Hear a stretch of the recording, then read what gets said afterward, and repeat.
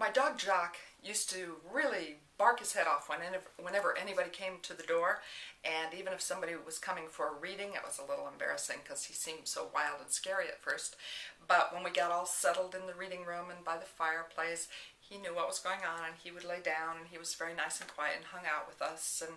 And then when the reading was over, he always could tell we were winding down, and he'd jump up and run upstairs. And that was very nice and worked fine until Denny came for a reading. This young man, Denny, he was probably in his early 30s, maybe late 20s, I'm not sure. Tall and thin. He arrived on his motorcycle, and he came with a list of 7 or 8 different names of people who had passed on whom he was hoping to get in touch with.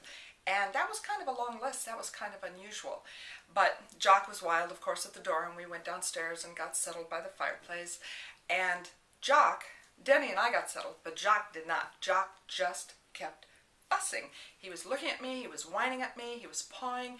He actually even tried to climb over the arm of the chair and into my lap, which Jock never did. He was an anti-cuddling dog. He was just beside himself, and he wanted me to go upstairs and get out of there and leave Denny alone. But of course I needed to do a reading. So I finally got him to calm down, and it was a wonderful reading. Every single one of the people on Denny's list came through loud and clear, great identifiers, wonderful, touching expressions of love. It was just a wonderful reading. And afterwards, Denny went off and everything was fine with Jock again. But I was curious about that because I've read more than once that animals can see spirits more than people can. And I don't see spirits myself, so I was curious about that. And the next day when Jock was quiet and laying on the couch, I sat down beside him and I just sent him a thought, and I said, "Jock, what were you so upset about when Denny was here last night? Were there spirits here?" And the thought that popped into my brain was, they were all around him. That was interesting. So I said, "Well, what did they look like?"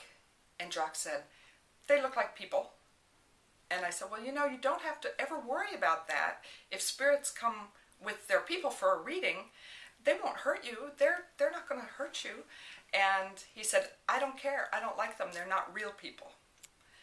And so I said, "Okay." Well, and so then I was kind of more curious. I said, has this happened before? And he said, "Often." So I said, "Well, do the spirits like you?" And he said, "Some do." And I said, "Do they talk to you?" And I was really surprised when I asked him that, and he said he can't hear them. So that seemed kind of weird. He can see them, but he can't hear them. Anyway, I just told him again, "Jock, you never have to worry about spirits that come with their person for a reading. Those were Denny's friends, and they just wanted to talk to him." And Jock said, "Then they should stay at his house."